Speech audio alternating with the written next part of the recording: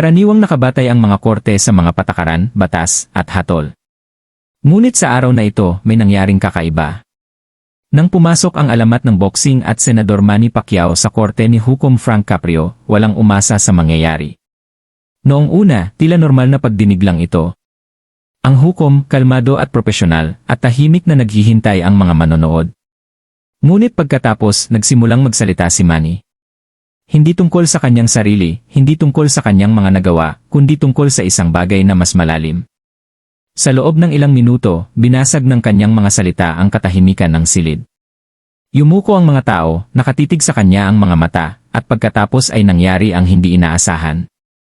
Si Hukom Frank Caprio, na kilala sa kanyang karunungan at kahinahunan, ay hindi na napigilan ang kanyang mga luha. Ito ay higit pa sa isang sandali sa korte. Ito ay isang aral tungkol sa pagpapakumbaba, pakikiramay at ang tunay na kahulugan ng hustisya. Manatili ka sa tabi ko dahil ang susunod na sinabi ni Manny ay mag-iwan sa iyo na walang masabi. Ang korte ni Hukom Frank Caprio ay umuugong sa karaniwan nitong ritmo. Ang mga kaso ng mga tiket sa paradahan, maliliit na paglabag at taos-pusong pagsusumamo ay sunod-sunod na dumating. Nagbulungan ang mga tao sa mga likurang hanay, naghihintay ng kanilang pagkakataon, habang si Judge Caprio ay namumuno ng may natatanging kalmado at kabaitan. Ngunit may nangyaring kakaiba. Bumukas ang mga pinto at pumasok ang isang lalaking hindi inaasahang makikita sa ganoong lugar. Nakadamit ng disente sa isang simpleng kamiseta at pantalon. Pumasok si Manny Pacquiao sa loob. Noong una, marami ang hindi siya nakilala. Dahil wala siyang boxing gloves, championship belt, o ang mga kasama na karaniwang nakikita sa mga kilalang tao, mukha siyang ordinaryong tao, ngunit may ilang hingal na umalingaw sa karamihan. Mabilis na kumalat ang mga bulong, si Manny Pacquiao ba yan, ang world champion? Anong ginagawa niya rito? Maging si Judge Caprio ay yumuko, inaayos ang kanyang salamin na parang kinukumpirma ang sinasabi sa kanya ng kanyang mga mata. Umiti siya ng mainit at sinabing, bueno. Ito ay isang sorpresa, Ginoong Pacquiao. Maligayang pagdating sa aking korte. Maaari ko bang itanong kung bakit ka nandito ngayon? Natahimik ang silid. Inaasahan ng lahat na sasabihin ni Manny na mayroon siyang legal na issue o baka bumibisita lamang siya. Ngunit ang paraan ng kanyang pagtayo, kalmado, mapagkumbaba, halos may bigat sa kanyang mga mata, ay nagpapahiwatig na may isang bagay na mas makabuluhan ang ihahayag. Tumikim si Manny, ang kanyang boses ay matatag ngunit banayad. Hindi siya naroon para sa katanyagan o para sa kanyang sarili. Naroon siya para sa ibang tao. Isang taong hindi kayang lumaban para sa kanilang sarili tulad ng kanyang pakikipaglaban sa ring.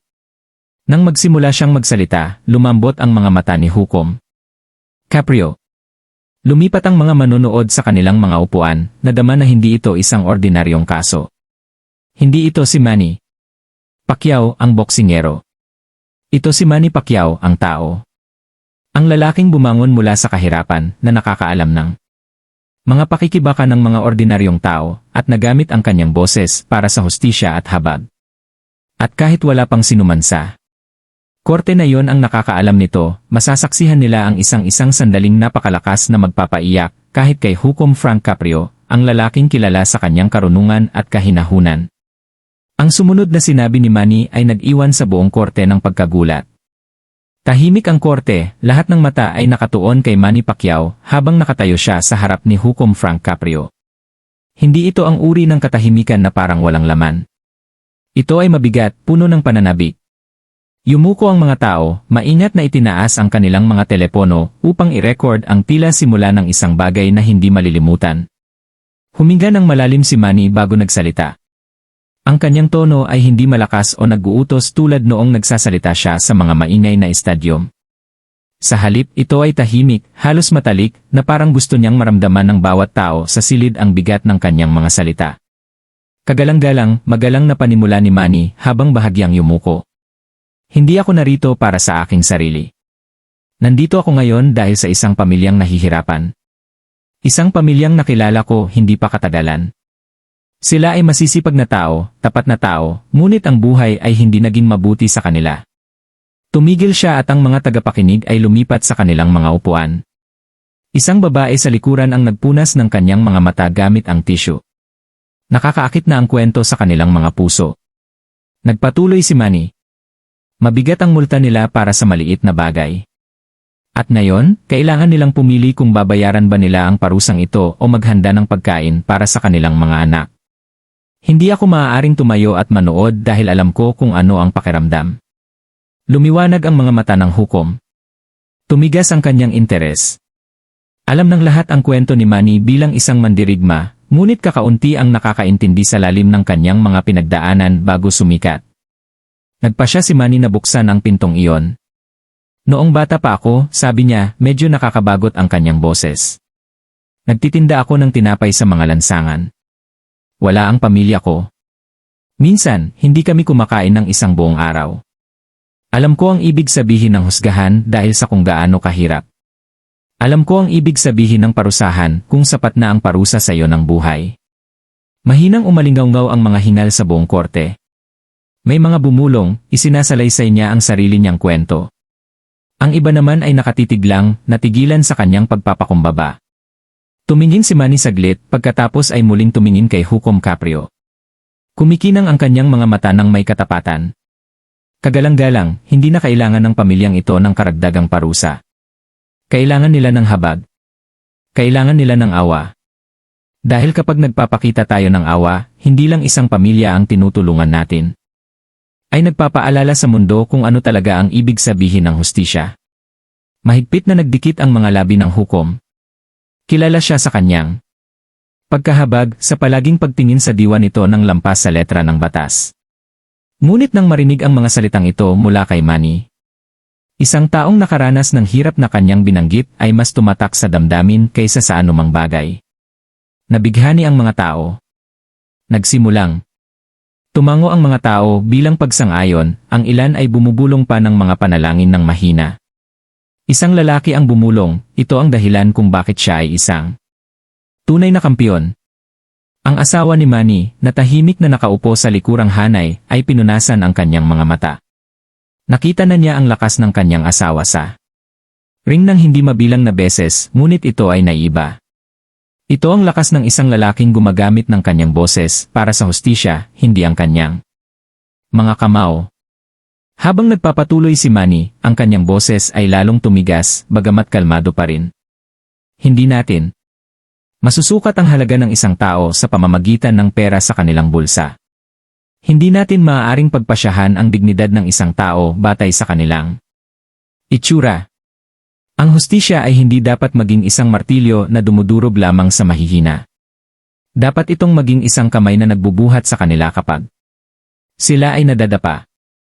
Sa ngayon, ang mga telepono ay lantaran ng nagre-record. Walang gustong makaligtaan ang kahit isang salita. Ang enerhiya sa silid ay nagbago. Ang nagsimula bilang isang ordinaryong sesyon ng korte ay naging isang sandali ng katotohanan na nakaantig sa lahat ng naroroon. Yumuko si Hukom Frank Caprio. Magkahawak ang kanyang mga kamay, kumikislap ang kanyang mga mata. Nakakita na siya ng hindi mabilang na mga tao na nakatayo sa mismong lugar na yon, nagsusumamo ng kanilang mga kaso. Ngunit ngayon lang nagkaroon ng isang world champion, isang senador, at higit sa lahat isang taong may ganitong kapakumbabaan, na nakatayo roon na nagsasalita hindi para sa kanyang sarili, kundi para sa mga walang kapangyarihan. Makapalang emosyon sa hangin. At pagkatapos ay dumating ang mga huling salita ni Manny sa sandaling iyon. Kagalang-galang, alam kong malakas ang batas, ngunit alam ko rin na pinapalakas ito ng awa. Sumabog ang buong korte, hindi pa sa palakpakan, kundi sa mga hingal, sa nakakagulat na katahimikan, sa uri ng pagkamangha na nag-iwan ng permanenteng marka sa kaluluwa. At habang nakaupo si Hukom Caprio sa kanyang upuan, mabilis na kumukurap, malinaw na pinipigilan na niya ang kanyang mga luha. Nakakita ka na ba ng isang taong gumamit ng kanilang impluensya upang tulungan ang mga kapuspalad? Magkomento sa ibaba at sabihin sa akin kung saan mo ito pinapanood. Ang katahimikan sa korte ni Hukom Frank Caprio ay nanatili na parang makapal na hamog. Umalinggaw pa rin ang mga salita ni Manny Pacquiao. Pinapalakas ng awa ang batas. Higit pa ito sa isang pahayag. Isa itong hamon. Isang pakiusap at isang katotohanang pinagsama-sama. Marahang tumikhim si Hukom Caprio na parabang gusto niyang makabawi ng kahinaan ng loob. Ernst Pacquiao, malumanay niyang sabi, marami na akong narinig na taong nakatayo sa harap ko pero hindi kailanman ganito. Hindi ka lang nagsasalita para sa isang pamilya, kundi para sa milyon-milyong nakaranas ng paghihirap. Pakiusap. Ipagpatuloy mo. At ganoon nga ang ginawa ni Manny. Humakbang siya palapit, kalmado pa rin ang boses, ngunit may taglay na intensidad na nag-uutos sa silid. Kagalang-galang, noong bata pa ako sa Pilipinas, napakahirap namin kaya madalas na kailangang pumili ng aking ina kung sino sa amin ang makakakain sa araw na yon. Lumaban ako hindi para sa kaluwalhasyan noong una, kundi para lamang mabuhay ang aking pamilya. Bawat suntok na ibinabato ko ay para maglagay ng kanin sa aming hapagkainan. Bawat tagumpay ay para sa kanila. Nakinig ang mga manonood sa bawat salita. Marami ang nakakita sa mga pinakamahalagang pangyayari sa kanyang karera sa boxing. Ang mga knockout, ang mga sinturon, ang nag-iingay ng mga tao. Ngunit ito ang bahagi ni Manny na hindi patunay na nasaksihan ng karamihan. Mahina, hilaw at makatao. Nagpatuloy siya kapag tinitingnan ko ang pamilyang ito na nahihirapan sa ilalim ng bigat ng multa na hindi nila mabayaran. Nakikita ko ang aking sarili. Nakikita ko ang aking ina. Nakikita ko ang milyon-milyong bata na lumalaking naniniwalang ang mundo ay laban sa kanila. At tinatanong ko ang aking sarili kung hindi lamang ako naharap sa kahirapan, kundi pati na rin sa isang sistema ng hustisya na nagparusa sa akin dahil sa pagiging mahirap, nakatayo pa kaya ako rito ngayon. Muling umalinggaw ang mga hingal sa buong korte. Isang binata sa likuran ang bumulong, siya ang nagsasalita para sa ating lahat. Pinahid ng isang matandang babae ang mga luha sa kanyang mga pisngi. Maging ang mga opisyal na nakatayo. Malapit sa pader ay hindi komportableng gumalaw, malinaw na naantig. Ang mga anak ni Manny na tahimik na nakaupo. Sa tabi ng kanyang asawa ay tumingala sa kanilang ama ng may nanlalaking mga mata. Matagal na nilang kilala ang kanilang ama bilang isang kampiyon. Saring, ngunit ngayon ay nakakakita sila ng ibang uri ng mandirigma, isa na gumagamit ng mga salita sa halip na mga kamao. Yumuko si Hukom Caprio, ang mga siko ay nasa bangko, ang baba ay nakapatong sa kanyang magkahawak na mga kamay. Kumislap ang kanyang mga mata, at sa unang pagkakataon, ang kanyang karaniwang mahinahong kilos ay tila marupok. Pinahina ni Manny ang kanyang tono. Kagalang-galang, alam kong ang batas ay dapat igalang. Kung wala ito, magkakaroon ng kaguluhan. Ngunit alam ko rin na ang batas na walang habag ay maaaring maging sandata laban sa mismong mga taong dapat nitong protektahan. Kaya ako nakatayo rito ngayon, hindi hinihiling sa iyo na labagin ang batas, kundi upang tuparin ang mas mataas na layunin nito, ang hustisya na may awa. Isang katahimikan ang bumalot sa korte. Nabasag lamang ng tunog ng isang taong tahimik na humihikbi sa likuran. Ang tensyon ay nagbago sa isang bagay na mas malalim. Kolektibong empasya. Parang lahat ng naroroon ay naramdaman ang kanilang sarili na nasasalamin sa kwento ni Manny. Nakaranas man sila ng gutom, kawalan ng katarungan, o ang simpleng sakit ng pagiging minamaliit. At pagkatapos ay huminto si Manny. Sumulyap siya sa nahihirapang pamilya na kinakabahang nakaupo sa unang hanay, ang mismong mga taong pinuntahan niya. Para ipagtanggol. Ang kanilang mga damit ay sira-sira, ang kanilang mga mukha ay bakas ng pagod. Mahigpit na hinawakan ng ina ang kamay ng kanyang anak, na parang natatakot na sila ay hatulan, hindi lamang ng korte, kundi ng mundo. Bahagyang pumiyok ang boses ni Manny nang magsalita siyang muli. Tingnan mo sila, kagalang-galang. Hindi sila mga kriminal. Hindi sila mapanganib. Mahirap lang sila. Kung dinudurog natin sila ng parusa, hindi natin itinataguyod ang hustisya. Sinisira natin ang pag-asa. At kapag nasira ang pag-asa, talo ang lipunan. Ang mga salita ay parang kulog. Marami sa mga tagapakinig ang nagpalakpakan ng mahina bago mabilis na tumigil, hindi sigurado. Kung nararapat ba ito? Hindi sila pinagsabihan ni Hukom Caprio. Pumikit lang siya sandali, ang kanyang mga balikat ay bahagyang nanginginig. Nang idilat niya itong muli, nagtama ang kanyang tingin kay Manny, at sa isang iglap, ang hukom ay hindi nakatingin sa isang kampiyon sa boxing o isang senador. Nakatingin siya sa isang lalaking dating gutom na batang lalaki sa mga lansangan. Isang Lalaking bumangon hindi sa pamamagitan ng pagtapak sa iba, kundi sa pamamagitan ng pagbubuhat sa kanila. Mahinahong tinapos ni Manny ang kanyang sasabihin, halos pabulong. Hindi bulag ang hustisya, kagalang-galang. Nakakakita ang hustisya, at kapag nakikita nito ang pagdurusa, hindi ito dapat tumalikod.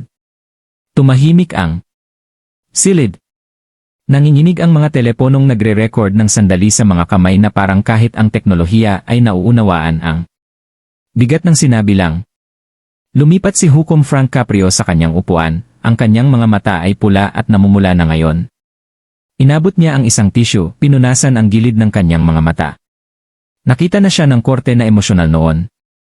Ang kanyang habag ay maalamat, ngunit hindi kailanman ganito. Sinubukan niyang magsalita, ang kanyang boses ay hindi matatag. Ginoong Pacquiao, ang iyong mga salita. Tumigil siya sa paglunok ng mariin, ang kanyang mga labi ay nanginginig. Ipinaalala nito sa akin kung bakit ko pinili ang upuang ito. Upang maglingkod, hindi lamang upang parusahan. Upang umunawa, hindi lamang upang manghusga. Sumigaw ang mga manonood, ang ilan ay pumapalakpak ng mahina, ang iba ay pinupunasan lamang ang kanilang mga luha. Ang nahihirapang pamilya ay nakaupong nakatigil, hindi makapaniwala sa kanilang nasasaksihan. At si Manny ay yumuko lamang ng may pagpapakumbaba na parang ang buong bigat ng kanyang pagsusumamo ay naalis sa kanyang mga balikat. Hindi pa tapos ang sandali, ngunit isang bagay ang tiyak. Ang korte ay hindi na lamang isang lugar ng batas. Ito ay naging isang santuwaryo ng katotohanan, awa, at sangkatauhan. Ngunit ano ang sumunod na nangyari? Walang sinuman ang makakahula. Ang hangin sa loob ng korte ay parang kuryente. Ang mga salita ni Manny Pacquiao ay bumagsak na parang martilyo sa bato. Nagpapakawala ng mga bukas na emosyon, maraming tao ang nagtangkang magtago. Ngunit ang sumunod na nangyari ay naging dahilan upang maging baha ang bitak na iyon. Sandali, katahimikan ang bumalot sa silid. Si Hukom Frank Caprio ay nakaupong nakatihaya, kumikislap ang mga mata, habang si Manny ay nakatayo ng may tahimik at dignidad ng isang lalaking walang sinabi kundi ang katotohanan. At pagkatapos ay dahan-dahang nagsimulang umalingaw-ngaw ang mga bulong sa mga bangko. Iyan si Manny Pacquiao, ang alamat ng boxing, ang senador mula sa Pilipinas. Isa siyang world champion, at narito siya at lumalaban para sa pamilyang ito. Ang realisasyon ay kumalat na parang apoy. May ilan na pumasok sa korte nang hindi siya nakilala. Para sa kanila, isa lamang siyang lalaking nakatayo sa harapan, nagmamakaawa. Ngunit ngayon, habang lumilitaw ang pagkilala, dumoble ang bigat ng sandaling iyon. Hindi ito basta-basta. Isa itong pandaigdigang ikon. Gayunpaman, narito siya na nakatayo ng mapagkumbaba na parang walang kahulugan ang kanyang katanyagan. Isang batang lalaki ang humila sa manggas ng kanyang ama at bumulong, "Itay, iyan ang mandirigmang napanood natin sa Ri." Tumango ang ama, nalalaki ang mga mata na parang kahit siya ay hindi makapaniwala. Sa wakas ay yumuko si Hukom Caprio pasulong. Ang kanyang boses ay malumanay, halos magalang. Pacquiao, aminin ko, kilala kita, pero hindi ko inaasahan ito. Hindi dito, hindi sa aking korte. Gayunpaman, pakiramdam ko ay nakatadhana kang mapunta rito ngayon. Bumulong ang mga tao bilang pagsang-ayon. Para bang tadhana mismo ang nagtakda ng sandaling ito. Isang hukom na kilala sa buong mundo dahil sa kanyang habag. Pagkikita sa isang mandirigmang kilala sa buong mundo dahil sa kanyang kapakumbabaan. Dalawang magkaibang mundo ang nagbabanggaan sa iisang hangarin. Katarungan na may awa. Ngunit, hindi ngumiti si Manny. Hindi siya tumango ng may pagmamalaki. Umiling lang siya ng mahina at sinabing, kagalang-galang, hindi ako narito bilang isang kampeon. Nandito ako bilang isang lalaking nakakaalala ng gutom, na nakakaalala ng pagiging hinusgahan, na nakakaalala ng paghihirap upang mabuhay. Hindi mahalaga ang mga titulo at sinturon sa silid na ito. Ang mahalaga ay ang sangkatauhan. Mas malakas ang tama ng mga salitang iyon kaysa sa anumang suntok na naibato niya. Kitang-kita ang pagyanig ng mga tao. Ang ilan ay nagtakip ng kanilang mga bibig sa kawalan ng paniniwala. Ang iba ay yumuko lamang habang tumutulo ang kanilang mga luha. Ang nahihirapang pamilya na kinakabahang nakaupo sa unang hanay ay hindi na mapigilan ang kanilang sarili. Idiniin ng ina ang kanyang mga kamay sa kanyang mukha, ang mga luha ay umaagos ng malaya habang ang kanyang asawa ay inilagay ang nanginginig na braso sa kanyang mga balikat. Ang kanilang maliit na anak na lalaki, na hindi lubos na nauunawaan ang laki ng sandali, ay hinawakan ang kamay ng kanyang ina at bumulong, "Mama, tinutulungan niya tayo." Tinanggal ni Hukom Caprio ang kanyang salamin at inilagay ang mga ito sa bangko. Bahagyang nanginginig ang kanyang mga kamay habang kinukuskos ang kanyang mga mata. Nakakita na siya ng libu-libong kaso na hawakan ng hindi mabilang na beses, ngunit iba ito. Hindi lamang ang pakiusap kundi kung sino ang gumagawa ito. Isang lalaking may lahat ng dahilan para lumayo sa mga ordinaryong pakikibaka. Ngunit piniling tumayo sa pinakapuso nila. Nabasag ang boses ng hukom nang muli siyang magsalita. "Yeo! Pacquiao, ipinapaalala mo sa akin ang isang bagay na minsang sinabi sa akin ng sarili kong ama. Anya, anak, kung sakaling bulagin ka ng batas sa pagkahabag, nabigo ka bilang isang hukom. Ngayon, ibinabalik mo sa akin ang mga salitang iyon. Nang may mas malakas na puwersa kaysa sa aking inaakala." Pumalakpak ng mahina ang mga tagapakinig, hindi napigilan ang kanilang paghanga. Ang ilan ay tumayo pa nga, bagamat mabilis na umupo muli bilang paggalang sa lugar. Hindi malakas ang tunog, ngunit dala nito ang katapatan ng mga pusong naantig ng higit sa masukat. Bahagyang lumingon si Manny, sumulyap sa karamihan, pagkatapos ay bumalik kay Hukom Caprio. Kalmado ang kanyang mga mata, ngunit sa likod ng mga ito ay isang bagyo ng empasya. Kagalang-galang, anya. Ang kanyang boses ay malalim at matatag. "Hindi ko hinihiling sa iyo na baluktutin ang batas. Hinihiling ko sa iyo na ipakita sa mundo na ang batas at pagmamahal ay maaaring umiral ng magkasama. Na ang awa ay hindi nagpapahina sa hustisya. Ito ang kumukumpleto nito." Napigilan ang hininga ng hukom. Nanginig ang kanyang mga labi habang sinusubukan niyang tumugon, ngunit hindi siya makapagsalita. Tumingin siya sa mga papeles sa harap niya. Malabo ang kanyang paningin dahil sa mga luhang hindi na niya mapigilan. Nahuhuli ng mga kamera ng cellphone ang bawat segundo. Yumuko ang mga manonood dahil alam nilang nasasaksihan nila ang kasaysayan. Hindi ito isang legal na preseden, kundi isang preseden ng tao. Isang sandali kung saan ang batas ay yumuyuko sa habag at kung saan ang isang kampiyon ay nagpapaalala sa mundo kung ano ang tunay na tagumpay. Sa wakas ay nakapagbulong si Hukom Caprio na nababasag ang kanyang boses. "Ginoong Pacquiao, nanalo ka na. Hindi sa korteng ito, kundi sa puso ng lahat ng narito." Sumabog ang silid, hindi sa ingay, kundi sa isang malakas na katahimikan na puno ng pagkamangha. Hayagan na umiyak ang mga tao. Ang ilan ay nagdasal ng mahigpit. Ang iba ay nakatitig lamang kay Manny na parang unang beses pa lamang siyang nakita. At si Manny, yumuko siyang muli, kasing mapagkumbaba niya noong pumasok siya. Para sa kanya, hindi ito isang tagumpay. Ito ay isang tungkuling natupad, ngunit hindi pa tapos ang sandali. Kailangan pa ring magdesisyon ng hukom, at ang mga salitang susunod niyang sasabihin ay hindi lamang magpapasya sa kapalaran ng isang pamilyang nahihirapan, kundi aalinggaw pa sa kabila ng maliit na korte na ito. Ang pinasiyahan ni Hukom Caprio matapos marinig ang pakiusap ni Manny ay nag-iwan sa korte na lumuluha. Si Hukom Frank Caprio ay nakaupo. Na hindi gumagalaw, ang kanyang salamin ay nakapatong sa bangko, ang kanyang mga mata ay kumikislap sa mga luhang hindi na niya maitago. Ang buong korte ay parang nakabitin sa oras, naghihintay, pinipigilan ang sama-samang paghinga. Ang mga salita ni Manny Pacquiao ay nyanig na ang silid. Ngunit ngayon, habang naghahanda siyang magsalita muli, alam ng lahat na ang kasukdulan ay darating. Humakbang ng bahagya si Manny, ang kanyang boses ay matatag, ngunit puno ng hilaw na emosyon. "Kagalang-galang, nakatayo ako sa harap mo. Hindi upang kwestiyonin ang batas, kundi upang ipaalala sa ating lahat ang layunin nito. Ang batas ay hindi nilikha upang durugin ang mahihina. Ito ay nilikha upang protektahan sila. Kung ang batas ay hindi maglilingkod sa mga tao ng may patas at habag, ito ay magiging wala ng iba kundi isa pang kadena ng pang-aapi." Ang mga salita ay tumatama ng malalim.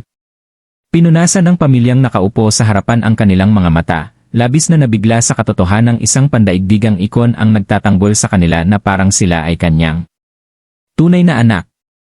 Mahinang humagulgol ang ina, bumubulong, "Salamat, Panginoon."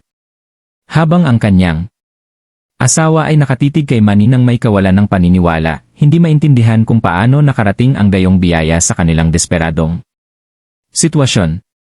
Nagpatuloy si Manny, mas malakas na ang kanyang boses ngayon, ang kanyang postura ay nag-uutos. Nang walang kayabangan. Kagalang-galang, nakipaglaban ako sa mga laban sa ring kung saan nakatayo mismo sa harap ko ang aking kalaban. Alam ko ang kanilang lakas. Alam ko ang kanilang mga suntok.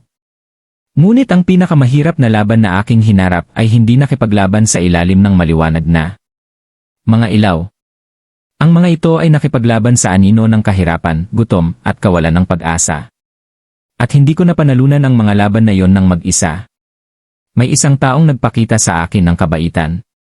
May isang taong nagpakita sa akin ng awa. Tumigil siya, ang kanyang tingin ay sinuyod ang korte. Ang awa na yon.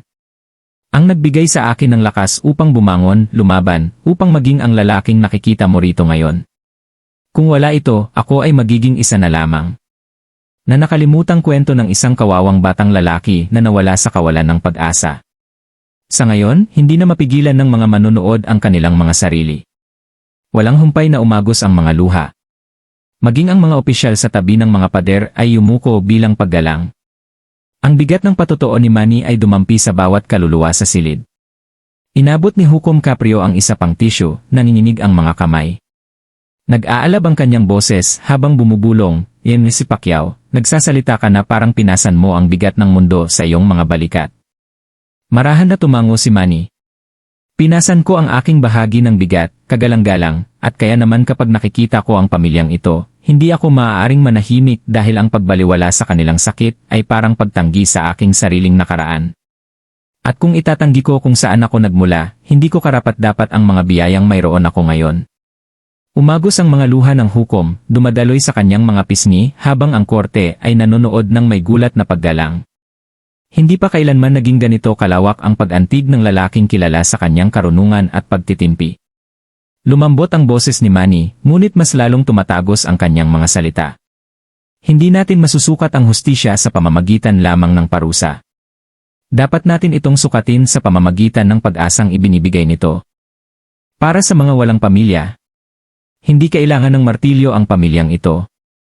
Kailangan nila ng kamay. Isang kamay na magbubuhat sa kanila upang makatayo sila at balang araw ay makapagbuhat ng iba. Sumabog ang mga tao sa tahimik na hikbi at pagtango ng pagsang-ayon. Bumulong ang isang babae sa ikalawang hanay, ito ay kasaysayan. Pinunasan ni Hukom Caprio ang kanyang mga mata, sinusubukang pakalmahin ang sarili, ngunit nagpatuloy si Manny, ang kanyang mga huling salita ay parang isang pangwakas na suntok. Banayad ngunit hindi maikakaila. Kagalang-galang, nanalo ako ng mga titulo sa mundo. Narinig ko ang dagundong ng milyon-milyon. Nakatayo na ako kasama ng mga pangulo at hari, ngunit wala sa mga yon ang mahalaga rito. Ito ang mahalaga. Kung hindi tayo makapagpapakita ng awa sa pinakamaliit sa atin, nawala na natin ang tunay na kahulugan ng hustisya. At kung ang aking mga salita ay may kahulugan, hayaan itong maging paalala na ang awa ay hindi kahinaan. Ang awa ay kapangyarihan, ang pinakadakilang kapangyarihan na maaari nating gamitin. Natahimik ang silid. Walang gumalaw. Walang humina ng malakas. Parang binalot ng mga salita ni Manny ang buong silid. At pagkatapos ay nangyari ito. Hindi napigilan ni Hukom Frank Caprio ang sarili, kaya't yumuko siya sa kanyang mga kamay at hayagang umiyak. Ang pagkakita sa mahabaging hukom, na iginagalang sa buong mundo, na napaluha dahil sa taos-pusong pagsusumamo ng isang mapagkumbabang kampiyon, ay sumira sa kaunting kahinahunan na natitira sa korte. Malayang umiyak ang mga tao. Ang ilan ay nakayakap sa mga kamay ng kanilang mga mahal sa buhay. Ang iba naman ay hinayaan na lamang na tumulo ang kanilang mga luha, dahil alam nilang nakasaksi sila ng isang bagay na hindi pangkaraniwan.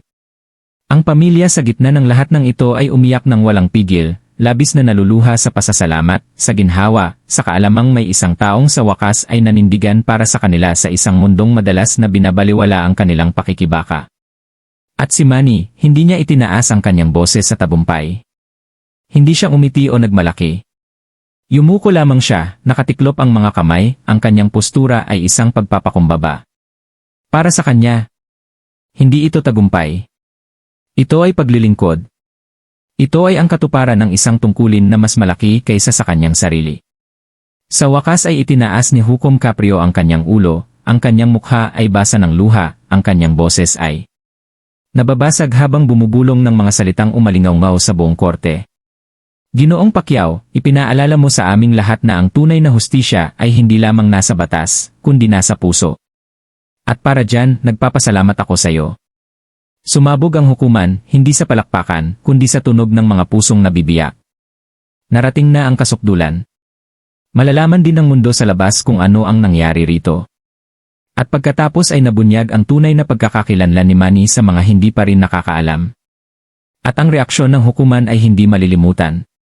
Kumikinang pa rin ang mga luha ni Hukom Frank Caprio sa kanyang mga pisngi habang ang hukuman ay tahimik na nananatiling nakakabigla.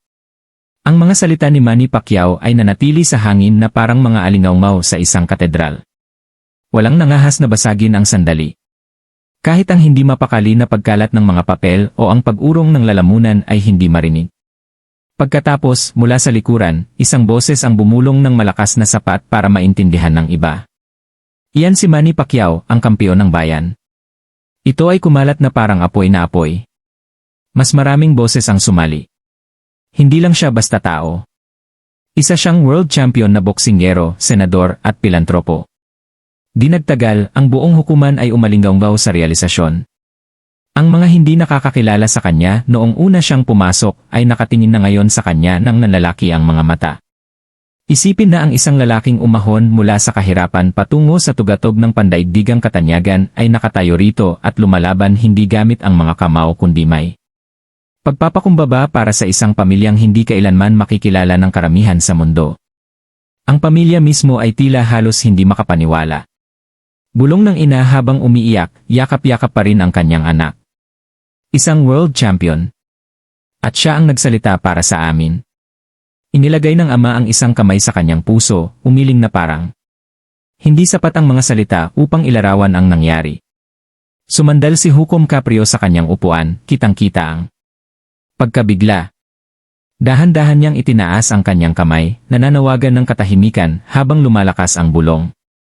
Nang sa wakas ay bumalik ang katahimikan, ang kanyang boses ay sumabog. Nanginginig ngunit matatag. Ginoong Pacquiao, panimula niya. Pumunta ka rito ngayon hindi para ipagtanggol ang iyong sarili, hindi para mag-angkin ng espesyal na pagtrato, kundi para manindigan para sa mga hindi kayang manindigan para sa kanilang sarili. Ipinaalala mo sa korteng ito. At marahil sa mundo na ang awa ay hindi kahinaan. Ang awa ay lakas at ang hustisya. Nang walang awa ay walang hustisya. Tumigil siya sa pagtingin sa korte. Pagkatapos ay itinuon ang mga mata sa nahihirapang pamilya. Tungkol naman sa pamilyang ito, ang korteng ito ay nagdesisyon ng may habag. Ang multa ay binasura. Hindi dahil sa kung sino ka, kundi dahil sa kung ano ang nararapat sa iyo. Katarungan. Ang mga salita ay dumampi na parang kulog. Ang pamilya ay napabuntong hininga, labis na nabigla, at ang ina ay humagulgol sa ginhawa. Niyakap ng mahigpit ang kanyang anak. Tinakpan ng ama ang kanyang mukha gamit ang kanyang mga kamay, hindi makapaniwala sa kanyang narinig. Sumigaw ang mga manonood, hindi sa masiglang hiyawan, kundi sa taos pusong palakpakan, na tumataas na parang alon ng pasasalamat. Ang ilan ay nakatayong pumapalakpak ng mahina, habang ang iba ay yumuko lamang sa panalangin. Ang kapaligiran ay hindi na parang isang korte. Ito ay naging isang santuwaryo ng habag. Bumalik si Hukom Caprio kay Manny, ang kanyang sariling boses ay puno pa rin ng emosyon. Ginoong Pacquiao, maaaring isa kang kampiyon sa ring, ngunit ngayon ay ipinakita mo sa amin kung ano ang ibig sabihin ng pagiging isang tunay na kampiyon sa labas nito. Ang iyong mga salita ay mananatili ako sa aking tabi habang buhay. At sa palagay ko ay mananatili sila sa lahat ng nakasaksi sa sandaling ito. Nakunan ng mga kamera ng hindi mabilang na mga cellphone. Ang lahat. Malapit nang umikot ang mga clip sa buong mundo. Ngunit alam ng mga nasa silid na nakakita sila ng isang bagay na hindi lubos na makunan ng kahit anong video. Ang hilaw at walang sinalang banggaan ng hustisya at awa. Yumuko ng malalim si Manny. Salamat, kagalang-galang. Hindi ako pumunta rito para sa pagkilala. Dumating ako dahil alam ko kung ano ang magdusa. At alam ko kung ano ang ibig sabihin kapag ang isang tao ay nagpapakita ng kabaitan sa pinakamadilim na panahon. Si Hukom Caprio, habang pinupunasan pa rin ang kanyang mga mata, ay nagawang ngumiti. At iyon, Ginoong Pacquiao, ang dahilan kung bakit mas maganda ang korte na ito at ang mundo dahil kasama ka ngayon. Lumakas ang palakpakan, hindi na pinipigilan. Ang mga opisyal, na karaniwang nakatayo ng matigas at tahimik, ay tahimik na pumalakpak sa kanilang mga uniforme. Pinunasan ng mga nakasaksi ang kanilang mga luha habang nagfi-film ng nanginginig ang mga kamay.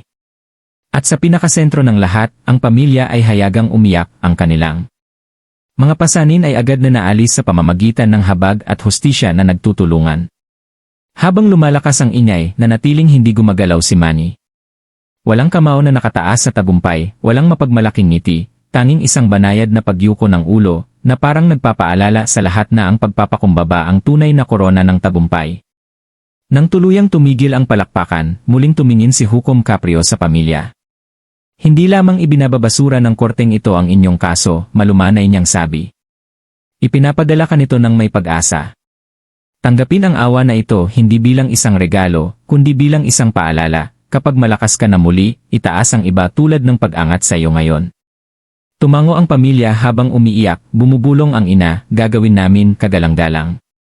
Gagawin namin. At ganoon na lang bumagsak ang batuta. Ibinasura ang kaso. Ngunit ang naihatid ay higit na dakila kaysa sa isang legal na desisyon. Ito ay isang aral na malapit ng matutunan ng buong mundo. Ang sandali ay hindi natapos sa korte na yon. Ang sumunod na nangyari ay naging viral sa buong mundo na nagpalaganap ng mensahe ni Manny ng hustisya at habag sa milyon-milyon. Nang tamaan ng batuta ni Hukom Caprio ang hukuman, tapos na ang kaso, ngunit nagsisimula pa lamang ang sandali. Ang maliit na korte sa Providence ay naging lugar ng kapanganakan ng isang kwentong aalingaw sa buong mundo. Habang nagsisilabasan ang mga tao sa silid, hawak ang mga telepono, at nag-upload na ng mga clip sa social media, may pakiramdam na may nangyaring makasaysayan. Nang lumabas si Manny Pacquiao sa sikat ng araw, ang video ng kanyang talumpati ay mabilis na kumakalat kaysa sa inaakala ng sinuman. Sa loob ng ilang oras, nagsimulang mag-trend ang mga hashtag mula sa Mercy Strength, Pacquiao sa korte, at simpleng paggalang. Milyon-milyong tao sa iba't ibang kontinente ang nanonood sa mga salita ni Manny, pinapanood si Judge Caprio na pinupunasan ang mga luha sa kanyang mukha, pinapanood ang pamilya na nagyayakapan habang inaalis ang kanilang mga pasanin. Halos agad itong nabalitaan ng mga news outlet. Kumislap ang mga headline. Pinaiyak ni Manny Pacquiao si Judge Frank Caprio sa isang emosyonal na sandali sa korte. Mula sa boxing ring hanggang sa korte, ipinaglalaban ni Pacquiao ang hustisya ng may pagpapakumbaba. Isang aral sa awa. Ang viral video ni Manny Pacquiao ay nagbibigay inspirasyon sa milyon-milyon. Bumuhos ang mga komento sa ilalim ng mga video. Ibinahagi ng mga tao mula sa lahat ng antas ng pamumuhay, mga estudyante, manggagawa, magulang, maging ang mga pinuno ang kanilang mga saloobin. Isa ang sumulat, hindi nga ako nanonood ng boxing, pero pinatumba lang ako ng lalaking ito gamit ang mga salita niya. Sabi naman ng isa, ang hustisyang walang awa ay hindi hustisya. Si Pacquiao ay higit pa sa isang kampiyon. Isa siyang tinig ng pag-asa. Sa buong Pilipinas, ang tinubuang bayan ni Manny, mas naging emosyonal ang reaksyon. Napuno ng mga tao ang mga community hall, simbahan, at cave, na pinapanood muli ang video sa mga screen.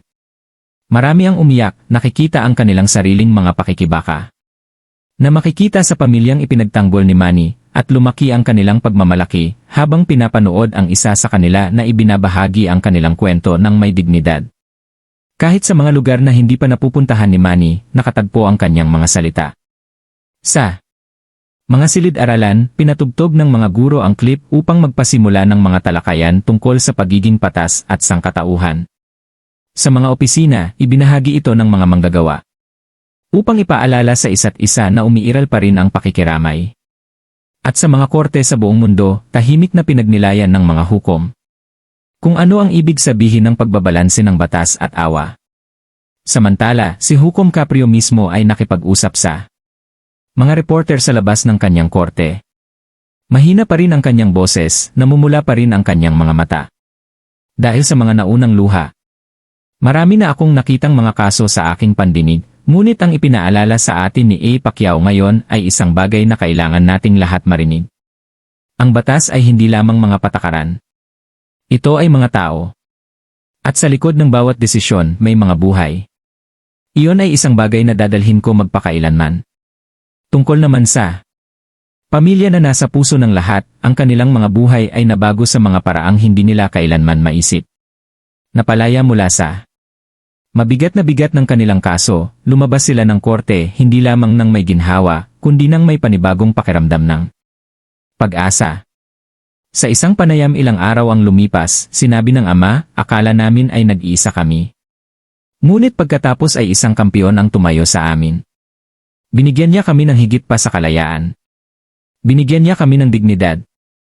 Ngunit marahil ang pinakamakapangyarihang sandali ay nagmula mismo kay Manny. Mapagkumbabang nagsasalita sa press, binaliwala niya ang papuri. Hindi ako bayani, mahina niyang sabi. Isa lamang akong tao na nakakaalam kung ano ang magdusa. Kung mayroon ako isang boses, gagamitin ko ito upang ipaalala sa iba na ang awa at hustisya ay dapat magsama. Iyon lang. Ang abot ng video ay umabot sa 10 milyong tao. Muling ipinost ito ng mga kilalang tao. Sinipi ito ng mga aktivista. Binanggit ito ng mga pinuno sa mga talumpati, at ang mga ordinaryong tao, mga taong hindi pa nakakatuntong sa korte, ay nakahanap ng lakas ng loob dito na maniwala na ang kabaitan ay may lugar pa rin sa mundo. Ang ironya ay hindi nakalimutan ng sinuman.